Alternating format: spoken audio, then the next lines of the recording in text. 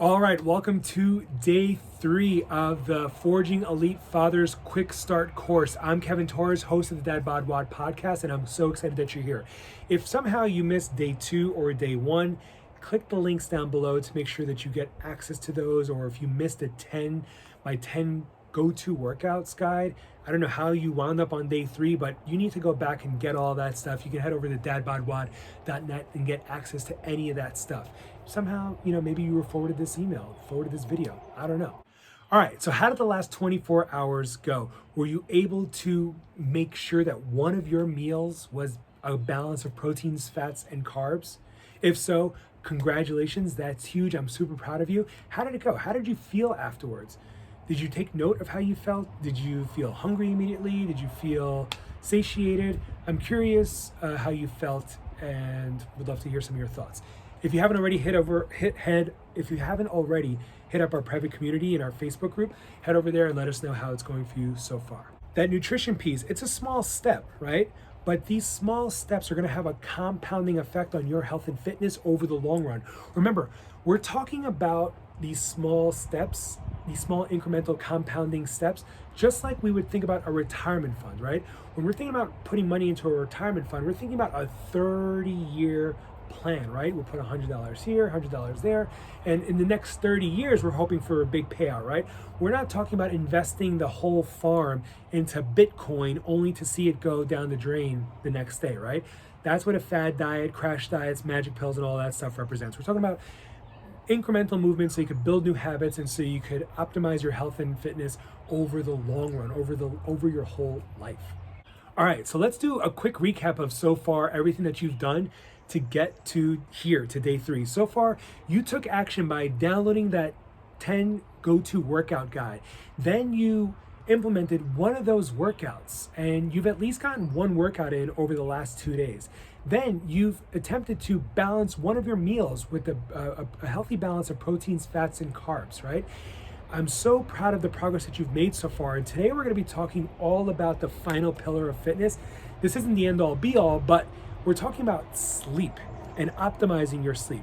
Now, I know this is super challenging for most of us, especially if we're, new dads or dads in general working a full-time job, or if you have a shift job with some odd times and you're waking up in the middle of the night, or overnight shifts or early morning shift and all that stuff. So I understand how difficult this is, but that doesn't mean that you can't take a couple of steps to optimize your sleep to make sure that the limited sleep that you are getting is great sleep.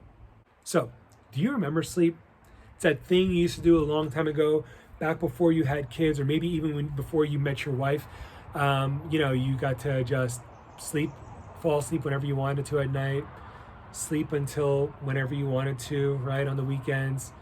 It was glorious. Like, wake up, feel rejuvenated, feel refreshed, relax in your bed for a little while, check your phone, do the things you had to do, right?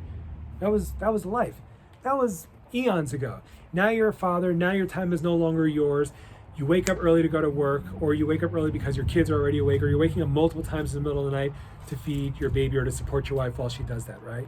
So obviously as a dad, it's difficult to get some sleep, but that doesn't mean that we can't optimize the little sleep that we are getting, and maybe squeeze out a few extra minutes from the front end or on the back end to make sure that we're getting as much sleep as possible. So how do we do that? Well, first of all, you might be thinking, I do get 4 or 5 hours a night and I get by and I don't feel sleepy and I don't feel tired. And that may be true. And there is a small percentage of the population that can function on very little sleep. In fact, it's about 1%. But there's also a good likelihood that you're not in that 1%, right? And so when you're sleep deprived, your body isn't firing on all cylinders, right? There's a hormonal imbalance, anxiety and stress is up. You're storing fat because that's what your body does when it's stressed and it's sleep deprived. You're making poor choices. In fact, when you're sleep deprived, it's really similar to being buzzed. You might have experienced that feeling of having 1 or 2 beers, feeling a little buzzed. You're not entirely sloppy drunk, but you're not at your peak either. You probably shouldn't be driving, although I'm sure you have done that multiple times. You shouldn't be operating heavy machinery and stuff like that, although you probably have, and you make little mistakes here and there.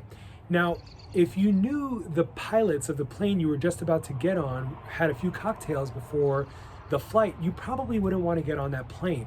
Or if you knew this surgeon who was about to operate on you just had a cocktail or two for lunch, you probably wouldn't want to go under his knife, right? Or her knife. Well, when we're constantly in a state of sleep deprivation, we're constantly in a state of being like buzzed and not operating on full cylinders. So keep that in mind. So like I said, recklessly driving around slightly buzzed in your 20s is one thing, but when you have a family in tow, it becomes completely different, right? So what do? Well, the first thing is we have to get more sleep. Now, I know what you're thinking. You're saying to yourself, well, obviously, duh, I should get more sleep, but how? When? I have to wake up super early to get my kids or to go to work and, etc. So I want you to think about when during either the bedtime routine, like your bedtime routines, or the early mornings, you can optimize those routines to save some time on the back end or the front end. So what I mean by that is, let's say in the morning you spend a lot of time looking for an outfit, deciding what clothes you're going to wear, making your coffee and all that stuff. If you do some of that legwork the night before, like lay out your clothes the night before for work, or lay out your clothes for the gym or something like that, that's going to save you 5 or 10 minutes right there that you could actually sleep in a little bit longer. Another thing you can do is, say your goal is to get into bed at 10 o'clock at night. You can set an alarm at 9:30 and give yourself a 30-minute window to start your bedtime routines, your winding down routines. So the second that alarm goes off, stop what you're doing, turn off the TV, stop whatever you need to do, and now you have 30 minutes to get yourself into the right frame of mind, to get yourself into bed. Floss, bathroom, brush your teeth, etc. Wind down so that you can get into bed by 10 o'clock. Something else that's really crucial that most of us don't think about is turning off the TV or your cell phone before bedtime, like 30 minutes before bed. The blue light from those screens, those devices, trigger your brain into thinking it's time to be awake, like the blue light from the sky. So the less that you could expose yourself to that blue light, whether it's from your computer, your iPhone, or your TV, the better you're going to be able to fall asleep at night.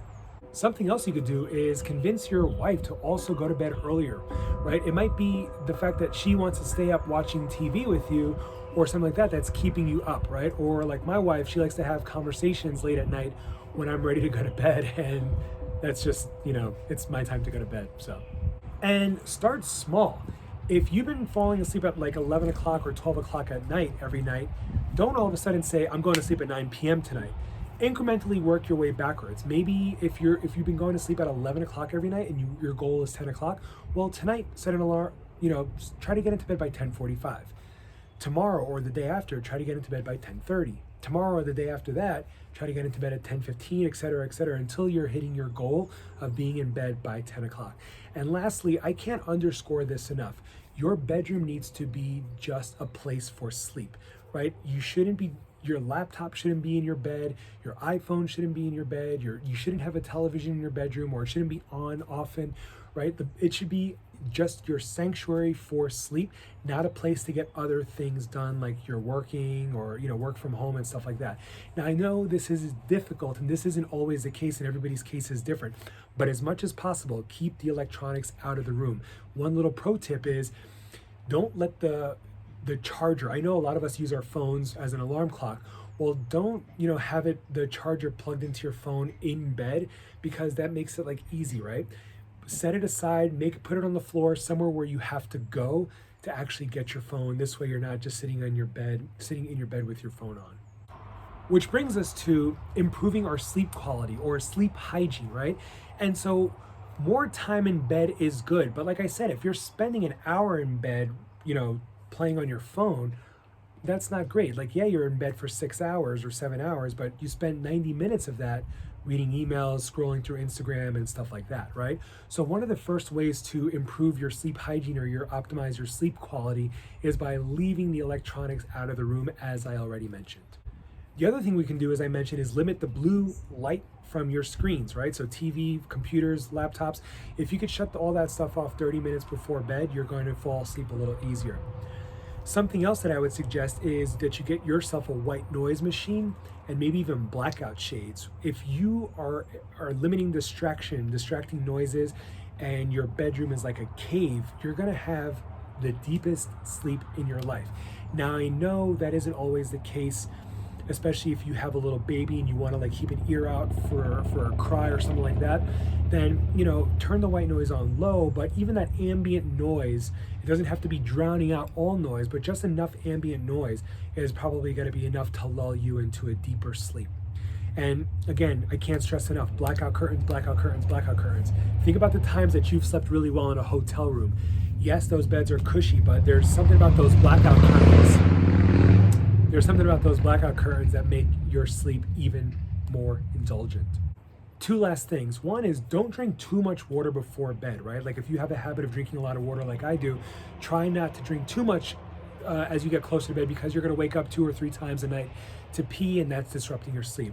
And finally, whether you're only getting 5 hours of sleep, as long as it's consistent sleep and every day you're hitting that same sort of like 5 hours or 6 hours of sleep, that's better for your body than yo-yoing and going through the peaks and valleys. If, let's say you get 5 hours of sleep today, but then tomorrow you get 8 hours of sleep and you're playing catch up on the weekends and getting 10 hours of sleep, that actually does more of a disservice to your body, because your body doesn't stabilize. It doesn't know how to predict the type of sleep you're going to get, and so you end up throwing your body off. So as long as you're getting consistent sleep, even if it's not the longest sleep, let's say it's 5 or 6 hours, but it's the same amount every single night.